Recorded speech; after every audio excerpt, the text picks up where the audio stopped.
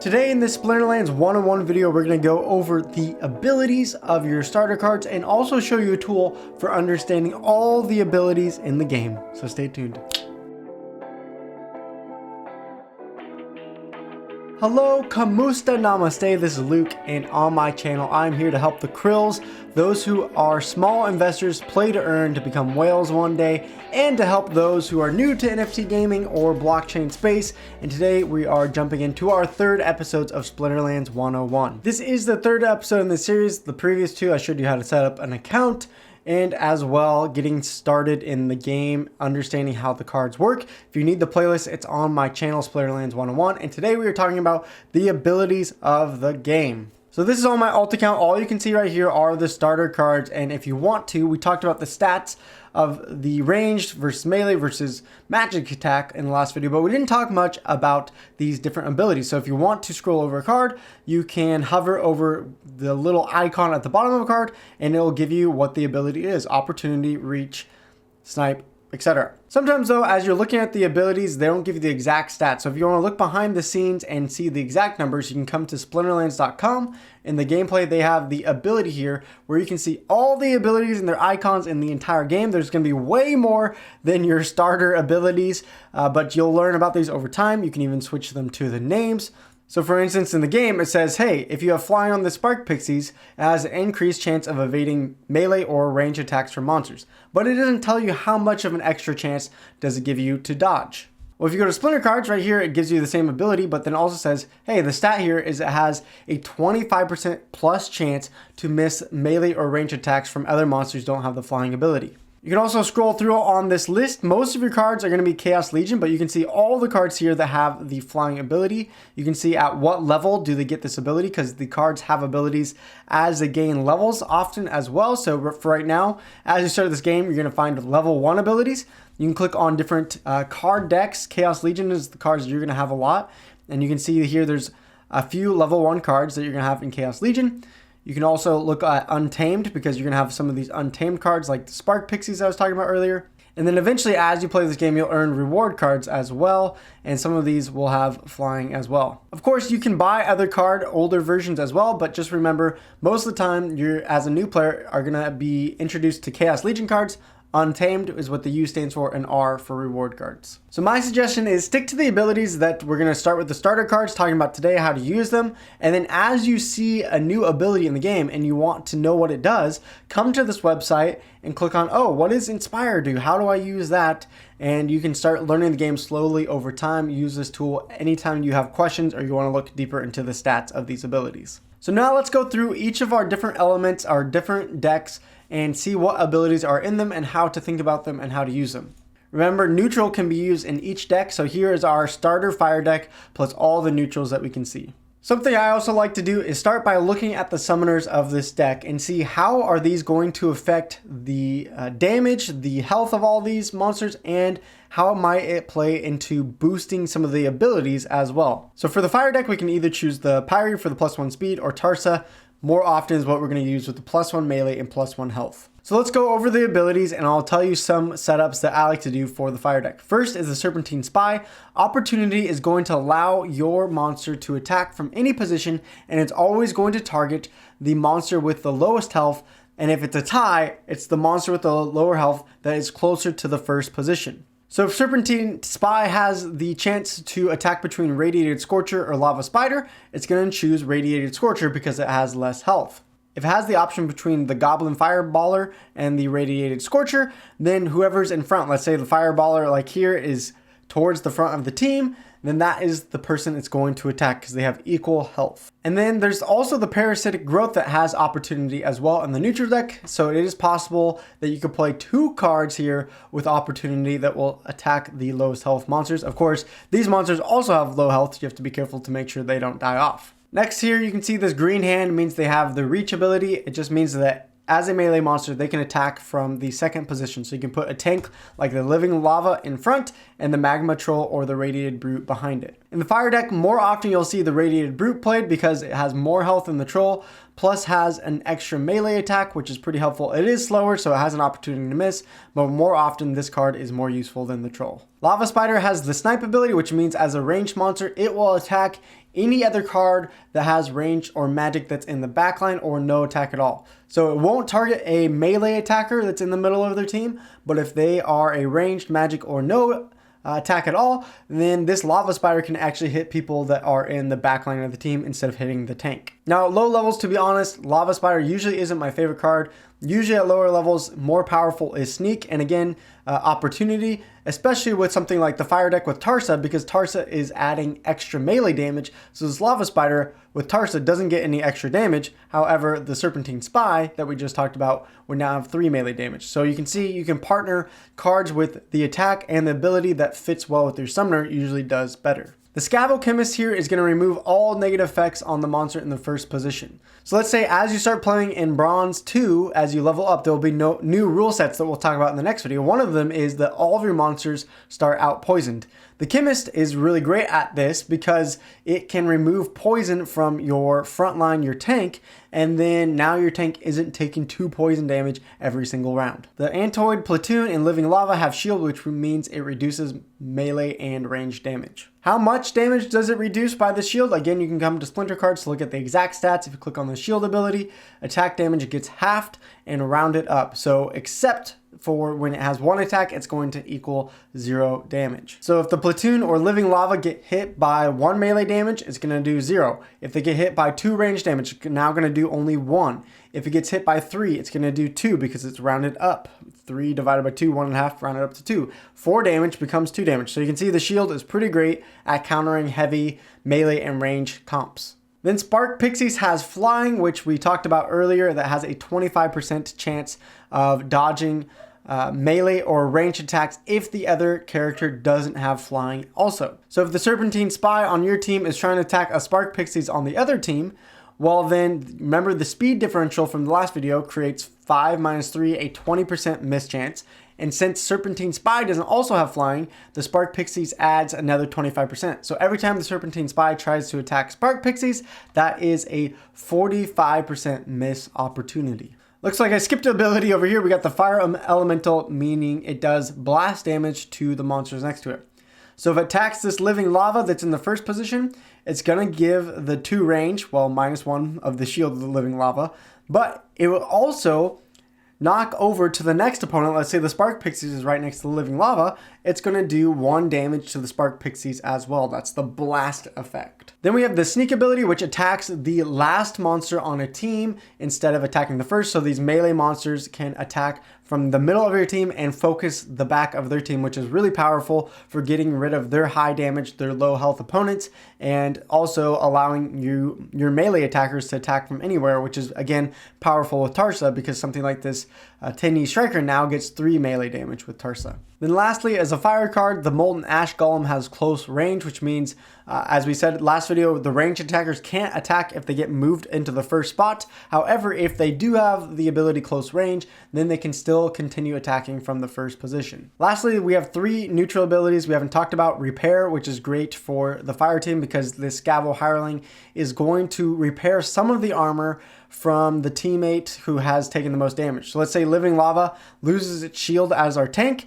If you have the Scavo Hireling in there, then that Living Lava is going to get some of its armor repaired back onto it each round, which is a great chance to, again, mitigate more of that range and melee damage. The Disintegrator here has Demoralize, which reduces the melee attack by 1 of all enemy monsters. So Living Lava would now have 2 melee attack if we had the Disintegrator on our team. Then lastly, there is Dispel here on the Venari Spellsmith, which is kind of the opposite of our Chemist with the Cleanse. It's going to take the enemy monster and clear a positive effect on them. So there's some cards that can give armor to the entire team. If the Spellsmith hits the tank with their extra armor, it's going to take away that extra armor that was provided by another card. So let's get a match going with the fire team to see all this play out. So with 25 mana, we can play Tarsa. I'm not saying this is the best strategy, but I'm just showing you what could be an example strategy.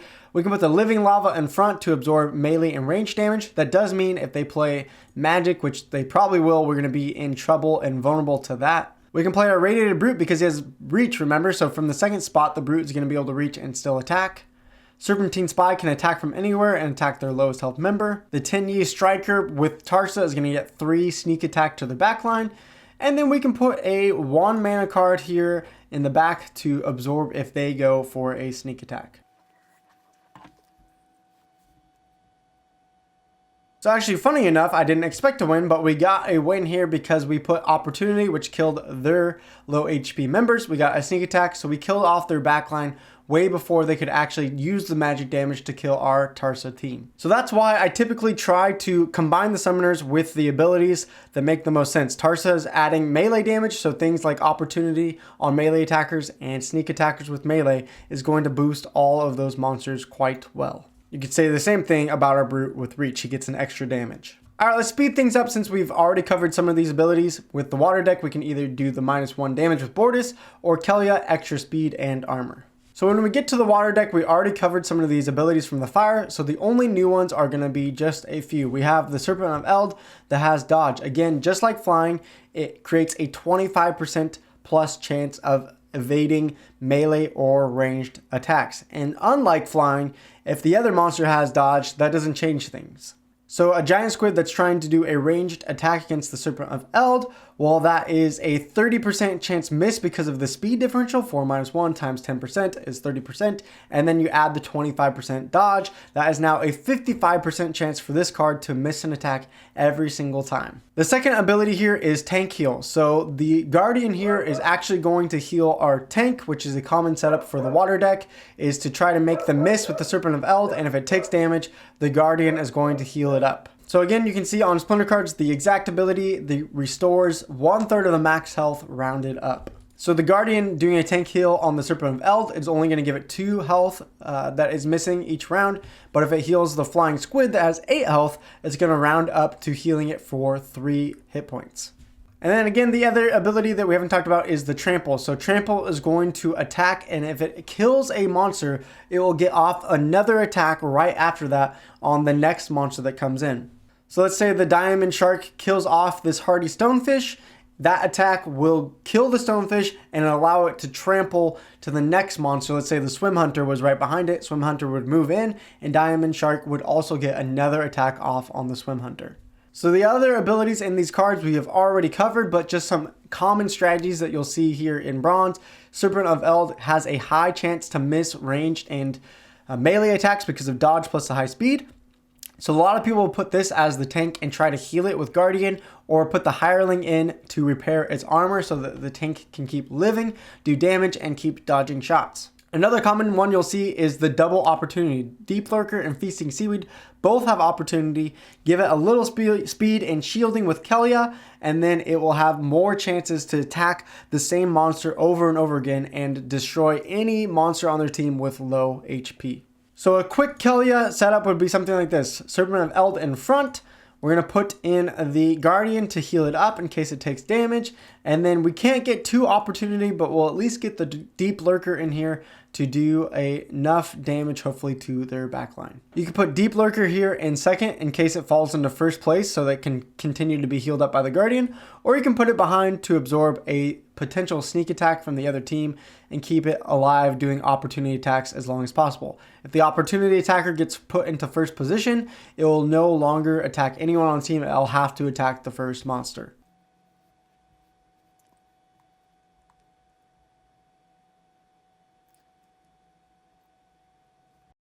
So you can see there, I don't know how fast I just sped this up, but why the Serpent of Eld is so powerful, because it gets so many misses there at the end and keeps alive long enough to survive even though our healer went down.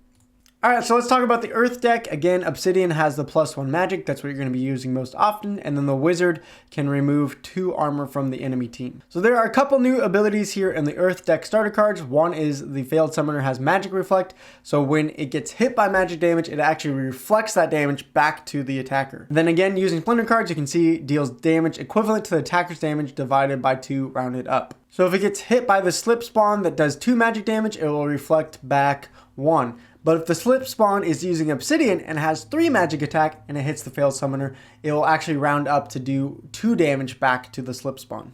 Then over here, the Venari Knifer has Thorns. When it is hit by a melee attack, it's going to do 2 damage of Thorns back to the melee attacker. Unless it has something like Shield, then that would get reduced to 1. The Unicorn Mustang here has Void, which means it's going to reduce magic attacks just like shield does. It does the same thing except for magic damage instead. Then the slip spawn here has taunt, meaning that any monster that is able to attack this. So let's say the slip spawn is the last person in your team. It would mean that all sneak attacks, all opportunity attacks, all snipe attacks, anyone that can attack the backline would have to force an attack hit. Or if you put it in the front line, that would mean any monster that was gonna do a sneak attack or a snipe attack, again, would have to attack the front line. All the enemies are taunted and essentially have to go after that if they can. So some common strategies with the Earth deck is usually using Obsidian and loading it up with magic damage. Usually Unicorn Mustang will counter if they use any magic damage, plus its high speed means that it could potentially also dodge a incoming ranged or melee attack if the other team has slow speed. Same thing with the Regal Periton, put that in the back or second place to absorb some snipe or sneak attack because it has flying and 5 speed, which most monsters are going to have a 50% chance at least to miss this unless they also have flying or high speed. Then another common card that you'll see is the Goblin Psychic because it heals up things like your Unicorn Mustang in the first spot with its tank heal. So this time we only have 12 mana, but usually for this deck you want to pick the magic monsters that go with Obsidian, so you can put in Periton even the first spot because its high speed and high flying will have a chance to miss, the Princess to do even more magic damage, and then a single 1 mana card to maybe absorb a sneak attack. Again, not saying that this strategy is going to win or is the best idea, but showing you an example of what cards can be effective. All right, we get countered by Thaddeus, who gives us the -1 magic damage. This is a common play for 12 mana, so I'm not surprised, and I think we should lose it unless we get a ton of misses here with the flying and speed from Periton.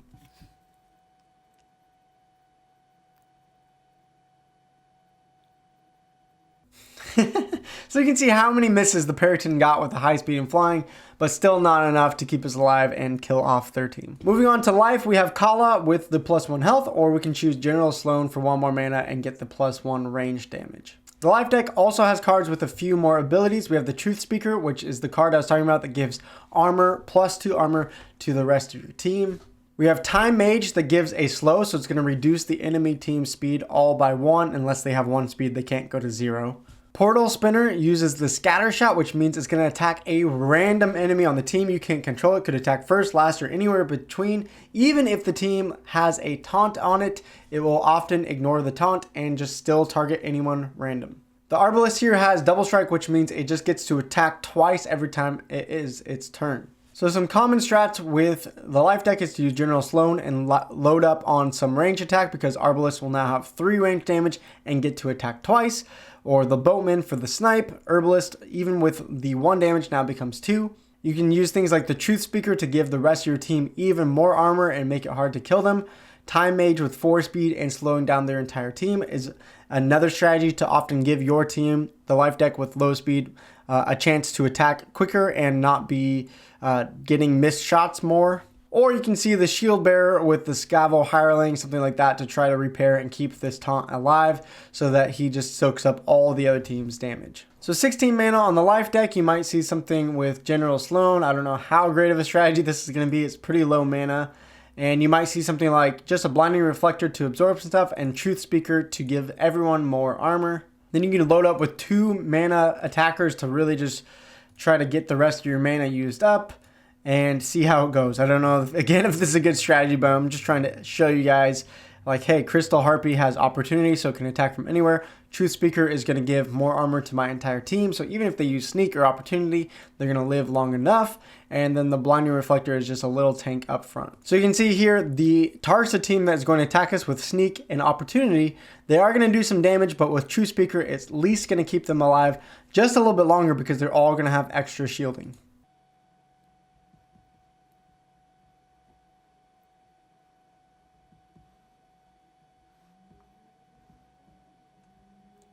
When we get a lucky miss there with the flying on this Harpy and gives us the win just barely.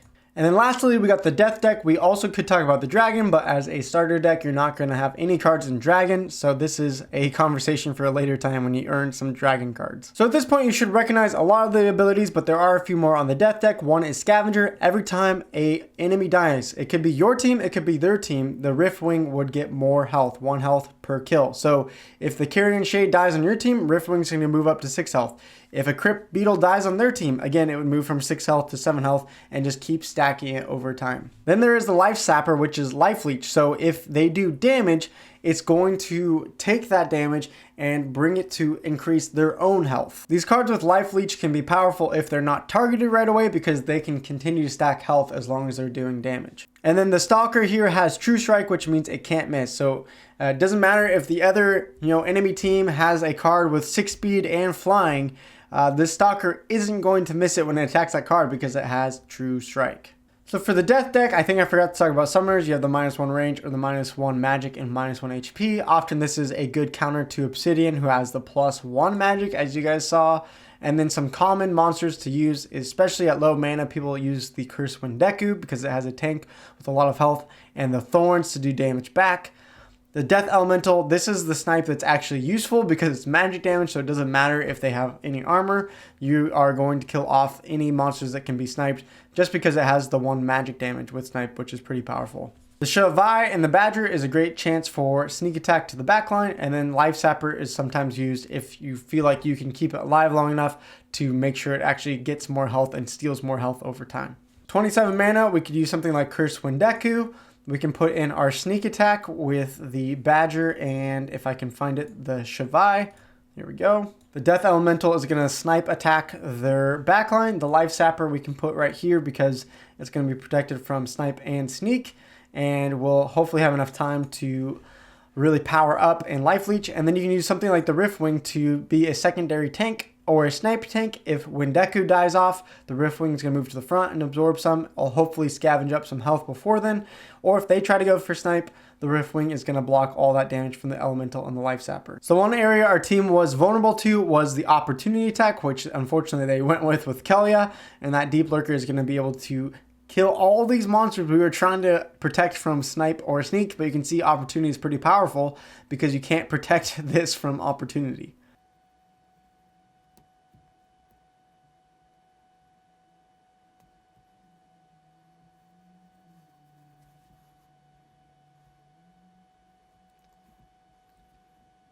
So hopefully there you can quickly see that the snipe magic damage was pretty important to kill off their backline. Our sneak attack killed off the very backline, and then that Riftwing was able to scavenge up enough health, stay alive to provide as a secondary tank. So that's going to be it for this Splinterlands 101 video. The next video, we're going to go over all the rule sets and how to think through some of them.